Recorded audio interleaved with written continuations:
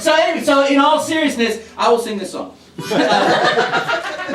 We're gonna do an old classic because, of course, it is Yom Kippur. Woo! And I shouldn't even fucking be here. I'm like the Kevin Should Schmidt be of a this Phillies game. So, but anyway, but I am totally committed to being here, and you guys are not going to get like a less of a show. Like if you hate this show, you just fucking hate my show because it's not like, well, it was Yom Kippur, so he phoned it in. It's already sundown, dude. So anyway, this here is a song on Yom Kippur about one of my favorite Jews.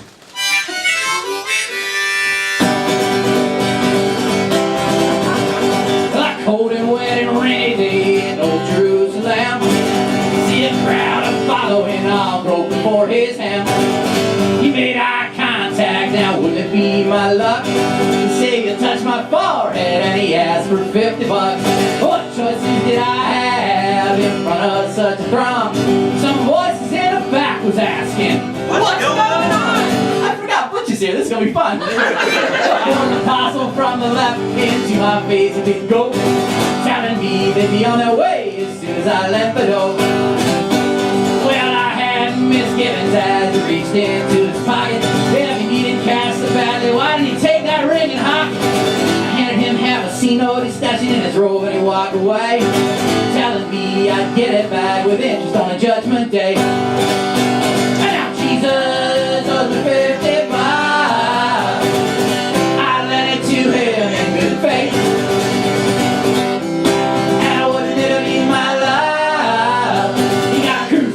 Before I got repaid.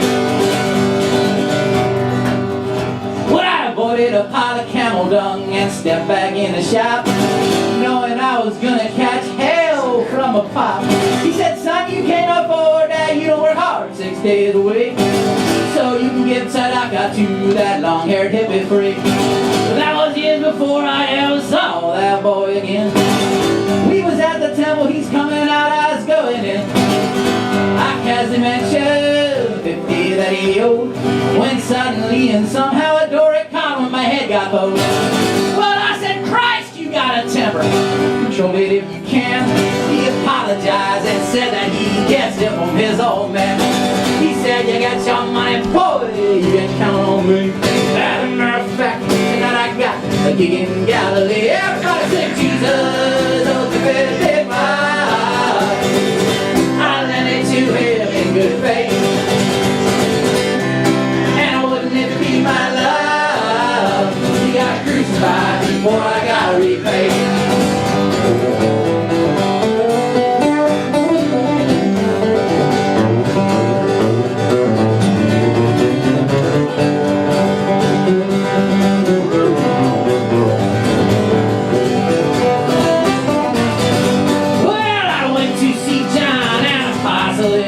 I decided I would be firm but not demanding.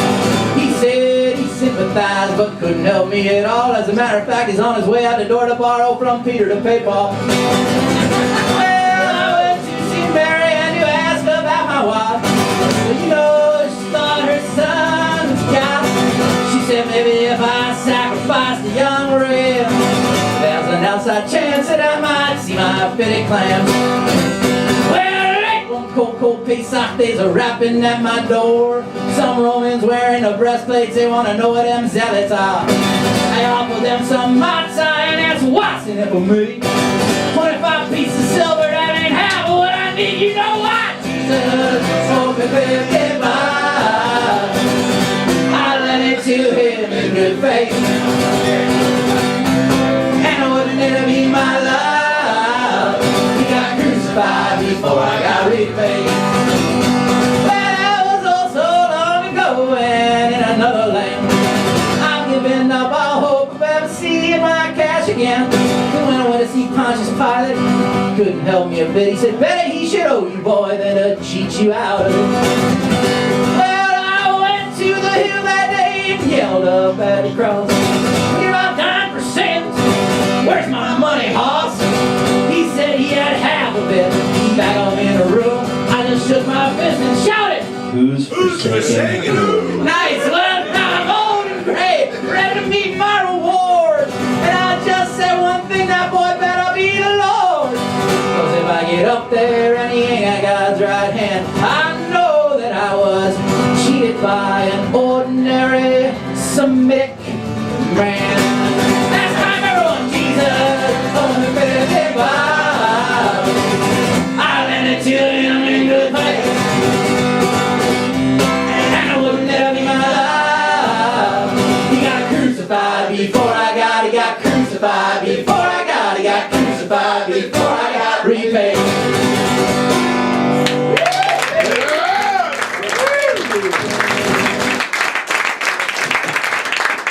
You reminded me that I was just out at Farm, which is the Midwest Folk Alliance, and I did a couple of showcases. And I did this next song. This song's called "The Pot Calling the Kettle Black," and most of you heard me do this one.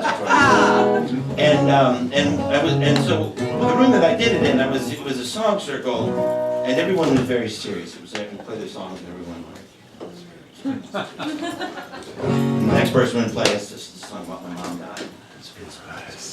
So I decided I would do this song, and I did the normal introduction that I normally do, which is that I had this girlfriend for a while, and it was, well, I told you all this before. Anyways, I had a friend who was not a big fan of the girlfriend. I'm not going to name names, let's call him Alan Bronstein.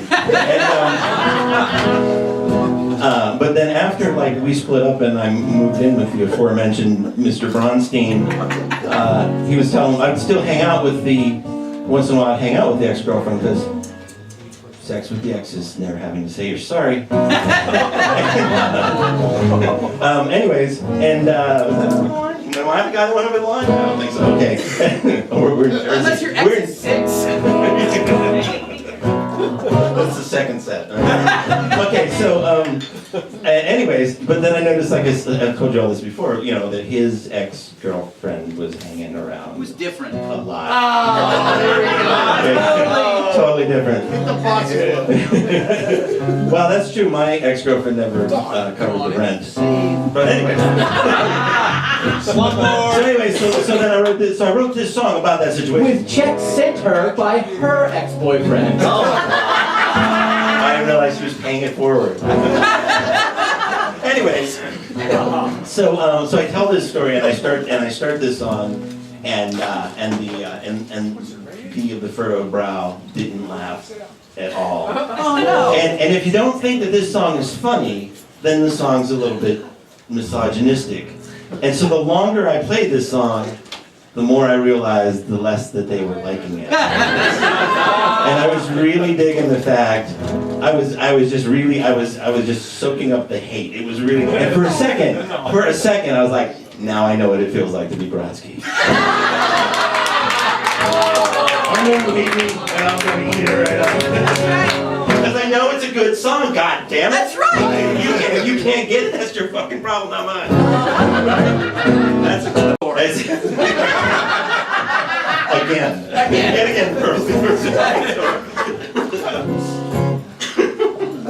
anyway, so that's ain't that the pot calling the kettle black, telling me to let her be. Well, you help your girl unpack. You're no stranger to the danger of loving psychotic ex-teenagers, but you act like there's a manger where she gave birth in the back. I've had enough of this hypocrisy. There's a postcard here from Troubleville, and it's not addressed to me. If she's a sea of trouble, you should let her go. There's other fish in the sea, but that's the pot. I call the kettle black, and like the pot, calling the kettle black, eyeing me suspiciously. Well, she sells our stuff for crack. You are just another rube who fell for Lucifer with boobs. I hear tell better men than you have lost their pigs in her bear trap. Now remember, at this juncture, I'm convinced that nobody is digging this except me. I'm fucking loving it. to this reality. You are not the only one who's falling for this fallacy. Yeah, I know it's nice having her around, but that TV is pawn shop bound, and that's the pot I call the kettle black. If you have any heart, I'll post it.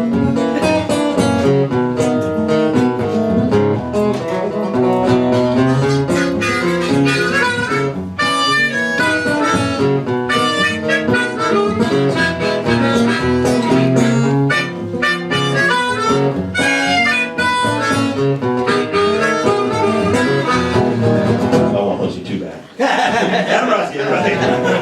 And like the calling the kettle black, you are talking on the phone, saying, don't you take her back. But there's someone in the kitchen, I'm not complaining, I'm not bitching, but I've got a strong suspicion it ain't you who bagged the trash, hey, you and I. We must like living dangerously, cause there's a growing list of psycho bitches with apartment keys. Yeah, I know I've done your nerves of late, but at least you don't pontificate. And when was the last time that girl ate? You know she just pushes that stuff around on her plate. And you're not the only one she calls her name. Well, I could go on all night, but wait, that's the part I call the kettle black. Yeah, that's the part I call the kettle black.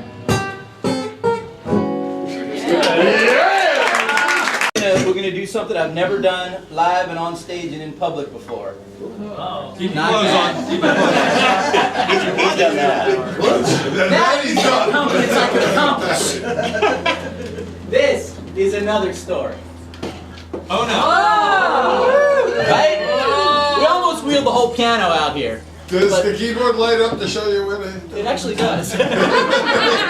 But this song is in C, so all I know is that I treat this piano like the Klan. I stay away from the black ones. Yep. Just touch the white ones.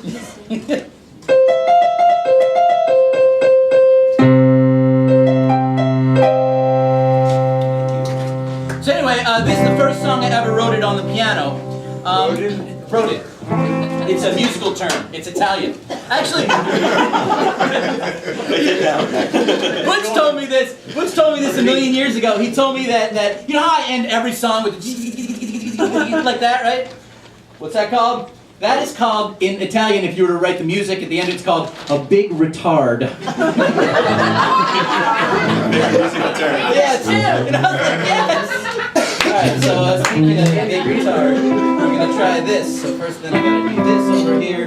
So, this is based, a friend of mine, a friend of ours, Bridget Kalin, had a blog post about this song's called Single People Food, and most of you have heard it, so the thing is, as you know, like, if you're alone, you can eat a whole different caliber of food than if there's even one other person in the house. Then you have to serve something reasonable. But if you're alone, you just be like, I have a fish stick and some corn. and I have some leftover bacon, and I'll use the bacon like a fork and eat the corn with it. I had a roommate once in college, and I came home and he was eating something, and it was brown and it was white, and I knew he didn't have any food in the house. And I was like, what are you eating? He says, peanut butter and ranch dressing sandwich. Sounds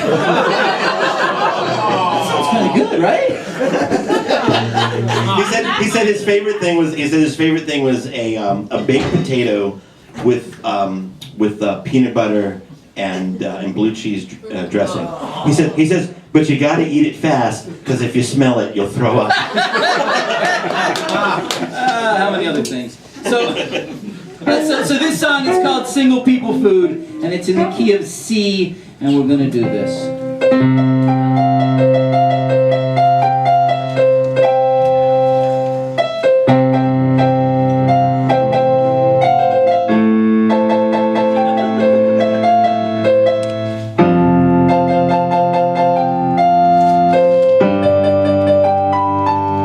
Well, I woke up to a letter in the kitchen. You had finally dropped the other shoe.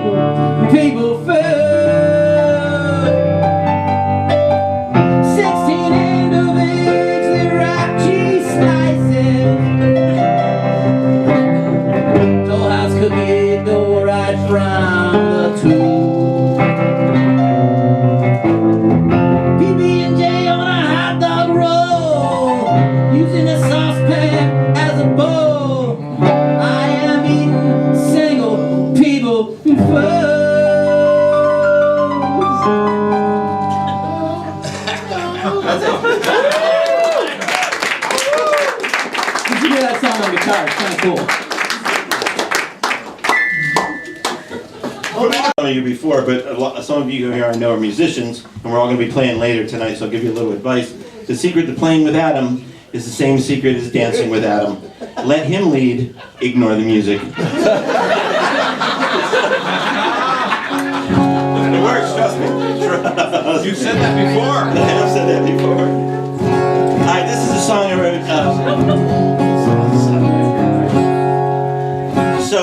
A couple of years ago when I was in grad school, I did an internship in Indiana. And I was actually hired to do a very cool thing. For 30 days, I was to spend entirely in one county, and I was to find tradition bearers, people who had learned things passed down from their parents, passed down from their grandparents, passed down from their great-grandparents, like that kind of a thing. And I was sent to spend 30 days in northeastern Indiana finding people who did that. The problem is that everybody in northeastern Indiana is German, and there were a couple of stretches in American history when it wasn't cool to be German, like 1914 to 1918, and then 39 to 41. It wasn't really happening for the 45, I guess. So there wasn't a whole lot of traditions handed down that I had to find. I did, however, get caught up on my John Cougar deep cuts, and we all needed to know how the B side of the Cherry Street incident ends. So I forget. Is he from a small town? I believe that he is from. Yeah, he's from the small town of Seymour. 100,000 people. Fuck you. Thank you. There are 9 in the town I grew up in. There were 900 people. We could hit every house in 2 hours on Halloween. So, anyways, so I came back from that, and this song sort of came out of that experience. I'm not really sure where this song actually come from. It's a true story, but none of the events described herein actually took place. So in high school, to do something new, and I'm sure your high school experience was like mine, where the individual was celebrated, and the more different you could be, the more you were held up by. Absolutely. Right? It was a big crucible of individuality in high school. I'm 43 and I'm nearly over that. So I came back from this, and I did. What's that? I thought you were 35. I wish. Only according to my bio. But I used to wear black because it's cool. Now I wear black because it's slimming. So where's that verse, Johnny?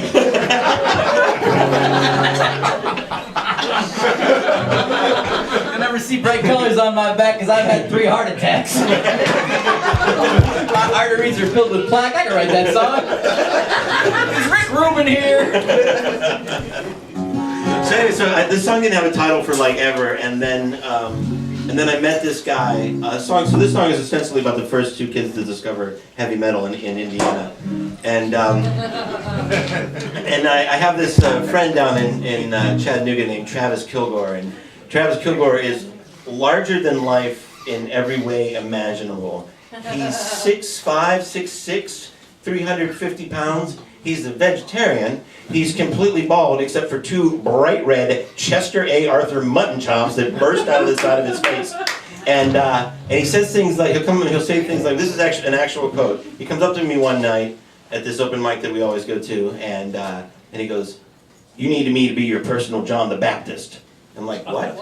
He's like, "You need me to go around and tell people that you're coming, and it's a good thing." And I was like, "Well, why is that?" He's like, because people come up to me sometimes and they say, "I don't really know about that Butch fella."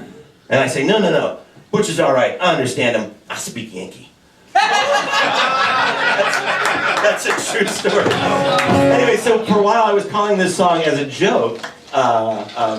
He named his kid, his firstborn son, he named James after James Hetfield from Metallica. So, I mean, the guy likes his rock, because no joking around. And so for a while I was calling this the Ballad of Travis Kilgore, because it's not a ballad at all. And then one day I misspoke and it came out as the Battle of Travis Kilgore. And at that moment I knew that the song was titled. So submitted for your approval, this is the Battle of Travis Kilgore. Notice the authentic John Cougar-esque strum pattern that I'm on. No, that's Brodsky. No, No, this has a 1.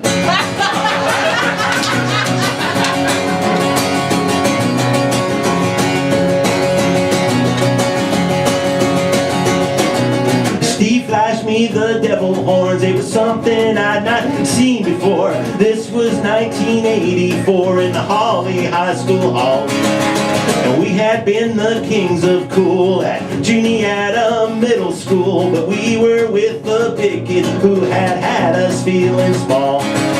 Steve played me a new cassette you couldn't get in town just yet. It blew our minds and rocked our worlds, though they kind of looked like girls. Heavy metal farmer's son, blown away by everyone when LA seemed like half the world away.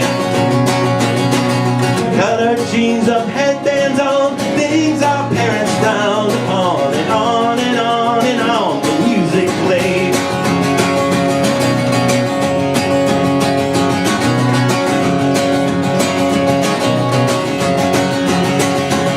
So the next day we show up to class in our fully decked out metal asses. Oh man, you should have heard them laugh. It was funny, sad and true. Gym that day was really tough. It was a long ride home on the evening bus, but the girls, they finally noticed us, and this was something new. Situations such as these could bring a young buck to his knees, but our metal gods had taught us to take a stand, so we started a band. Heavy metal farmer sons. Nothing makes a rock band run like 3 guys who think that they might get laid. With our cut-up jeans and red bandanas, need the world's worst metal band, and on and on and on the music played. Now none of us could sing or play, but still we practiced every day. Steve played lead and I played bass in the drummer's name I can't quite place, but we shared the shed where we learned to rock with Poison and rats and wasp with our 10-watt amps on an old plank floor. It was a quiet riot, to be sure. We got tapped to play the dance. This would be our big metal chance. Yes, they crowned us the kings of rock romance. This was gonna rule. I felt like I was all grown up, but Steve could not stop throwing up, and the drummer never did show up. Instead he sent his mom. Heavy metal farmer sons in the school gymnasium. An acoustic set was all we got to play. With our cut up jeans and spiked out hair, everyone just stood and stared, and eventually they all just walked away. Oh, but in the end, you know, we couldn't win over Indiana's awful din, and the real world that sucks you in and gets harder every day. But sometimes when the moon is right on an Indiana summer night, I swear to God that I am right back there inside that shed. When those heavy metal farmer sons brought the rock to everyone, and LA seemed like half the world away. With a cut up jeans that smelled like hay, the fight grows sweeter every day. And on and on and on the music, on and on and on the music, on and on the music plays.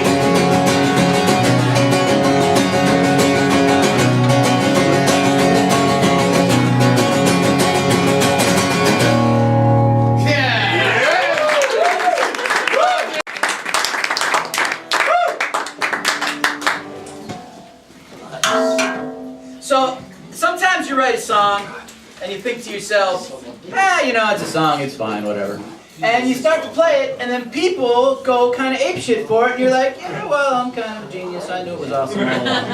And you're still not sure about the song, but what the fuck, they're clapping, and girls throw stuff at you. So you think, alright, maybe it's an alright song. So I've come to be proud of this song, and then it ended up, there was a video of it, and it ended up on the facial book there. And Butch wrote back the next day and said, "This is your single, dude. It's called So Hard." And I was like, I didn't even know it had a name yet, because I couldn't think of a name, but So Hard is obviously the right name for it. Obviously the right name. So anyways, this is that song, and most of those words. Dude, my libertarian friends like this song. Really? Yeah. Excellent. So here's the thing, is I've been thinking lately about quitting. about moving off the fucking grid and quitting because anyway, this song is called So Hard, and it's a sing along in parts, so you people know how to sing along, so you'll do it.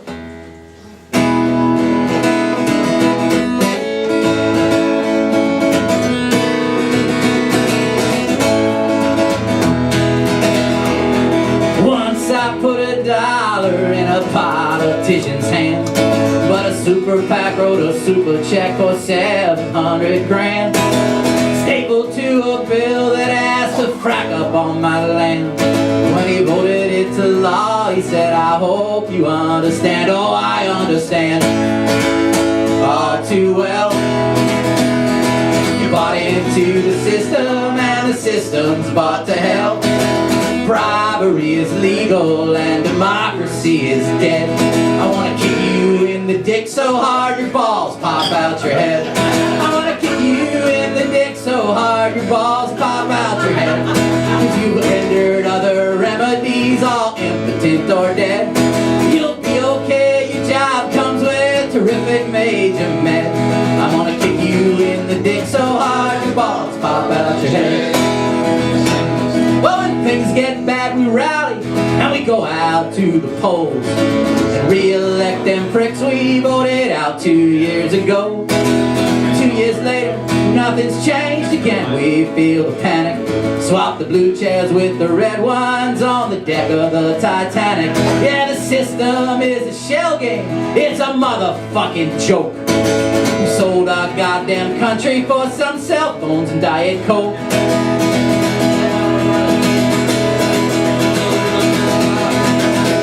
Party systems and illegal monopoly.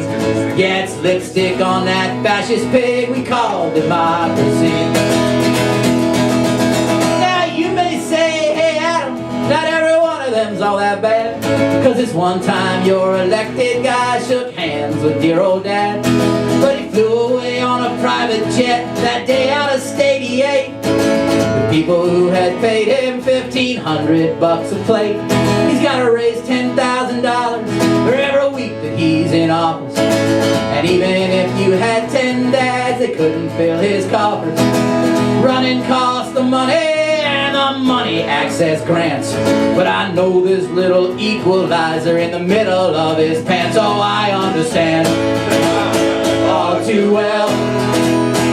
You bought into the system and the system's bought to hell. Bribery is legal and democracy is dead. I wanna kick you in the dick so hard your balls pop out your head. It's a feel-good anthem, I tell you. 535 of them? Are they really all corrupt? You ask me and I answer, do I stutter? One word, yup. Move the money from elections and one man will have one vote. Then your guy will value you as much as he does George Soros or David Koch. Campaign finance bills, you know they must be introduced by representatives who got there by blowing the golden goose. They arrive in town beholden and they leave as lobbyists. It's fucking Amway with the printing press. You bet your dick I'm pissed. Oh, I understand all too well. You bought into the system and the system's bought to hell. Bribery is legal and democracy is dead. I wanna kick you in the dick so hard you all ready?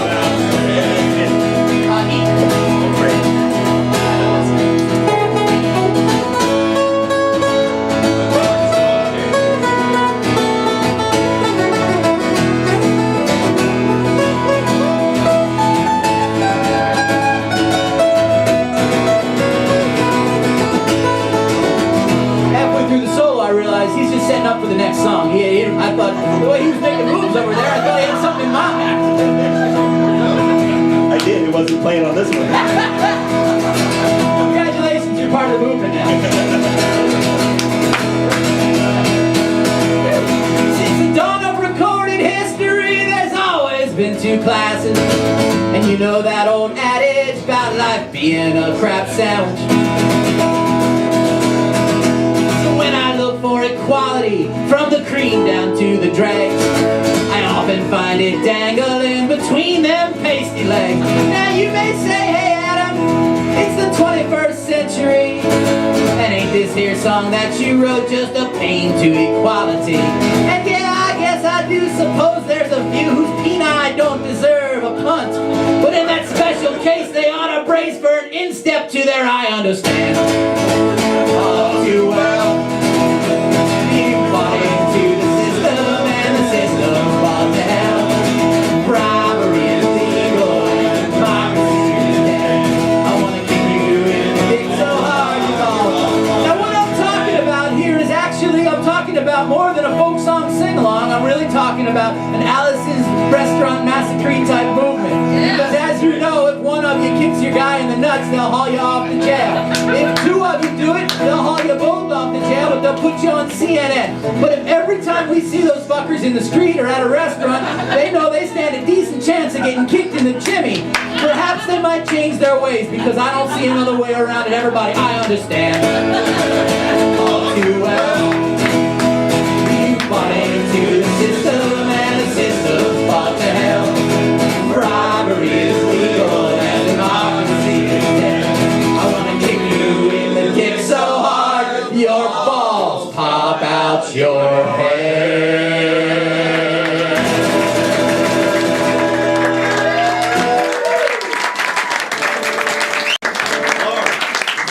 Yeah, I was totally thinking about doing those.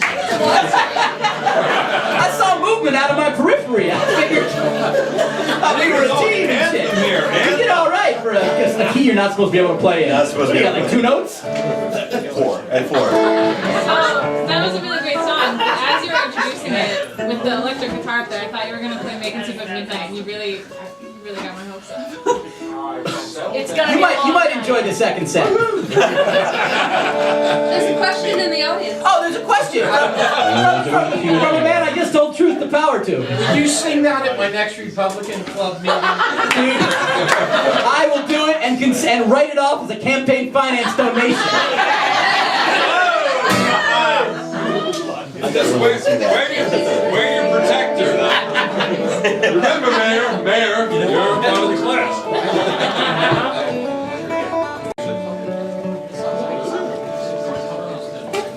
I'm going to shift gears. Thanks. All right.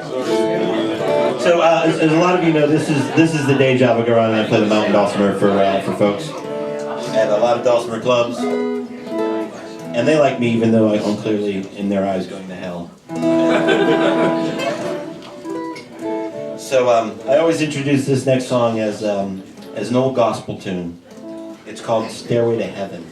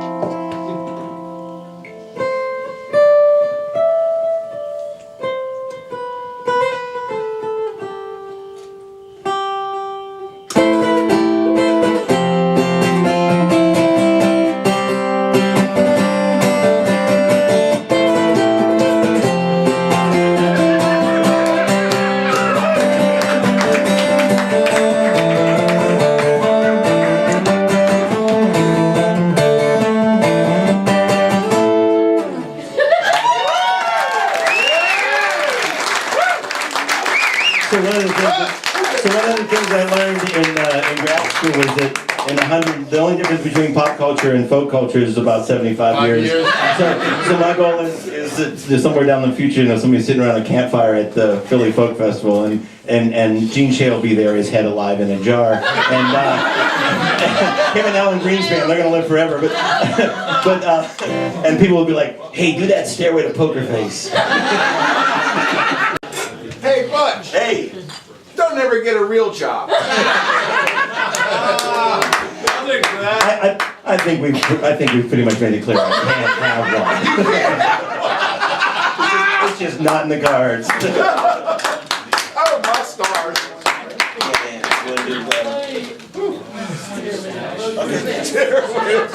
No,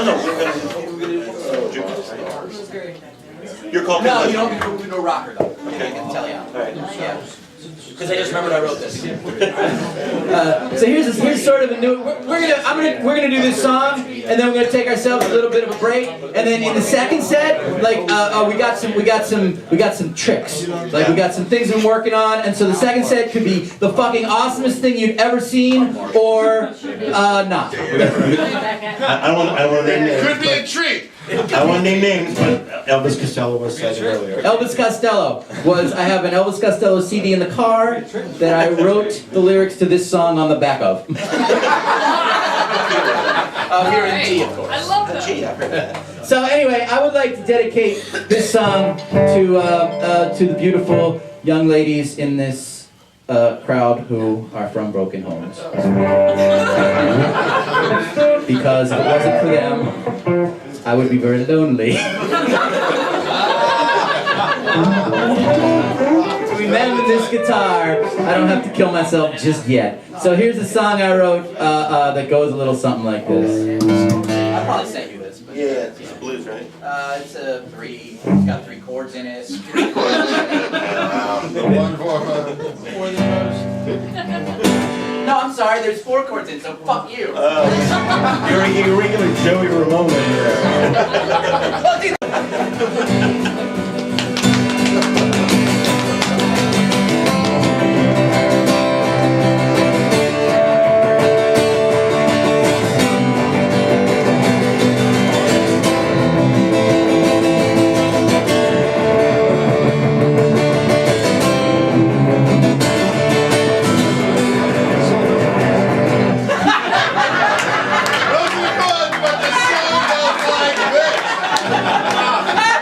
That was awesome.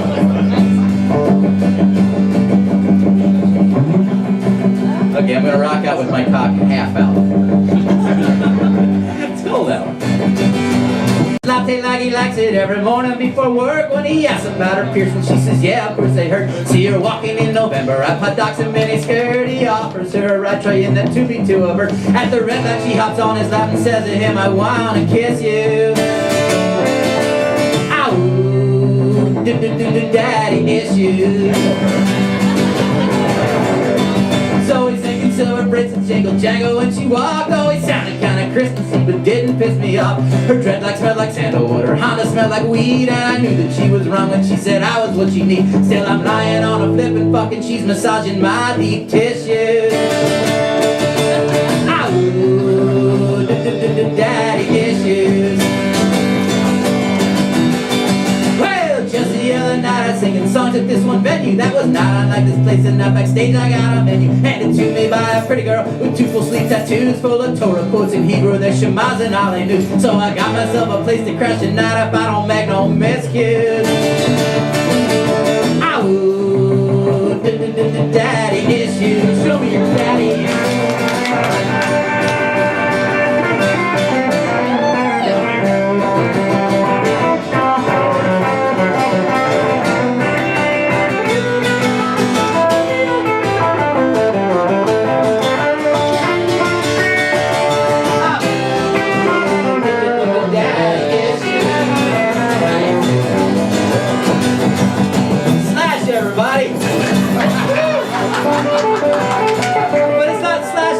Somebody, it's like slash like in a URL. You think you're very clever right now, don't you? Most of the time.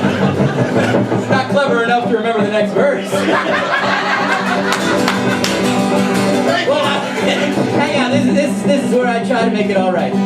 While I was hanging with the mother, I was trying out a grown-up. We was eating whole wheat bagels, she was nibbling vegan donut stuff. She struts around the house in design to make me go nuts. I have a feeling that it won't be long till both my spots get blown up. I'm away a day or two, get separate texts, says OMG, I miss you.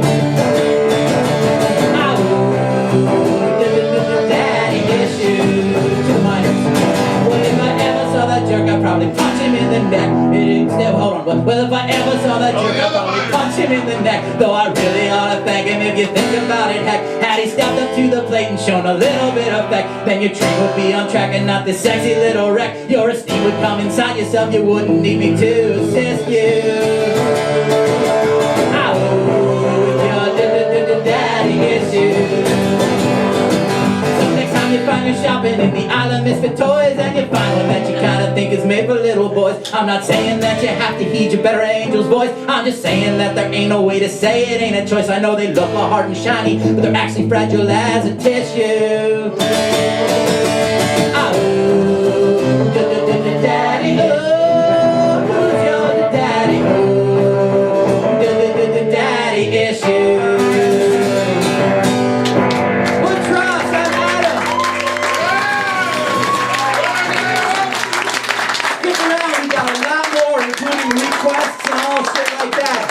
There's also, we're going to be doing a little bit of polka, and there's some experimental jazz that we'll be doing. Where I got a vibraphone back there. The Leon, It's an instrument. It's a musical instrument. Oh, I've been using it wrong. That makes so much more sense now. No girls are wow.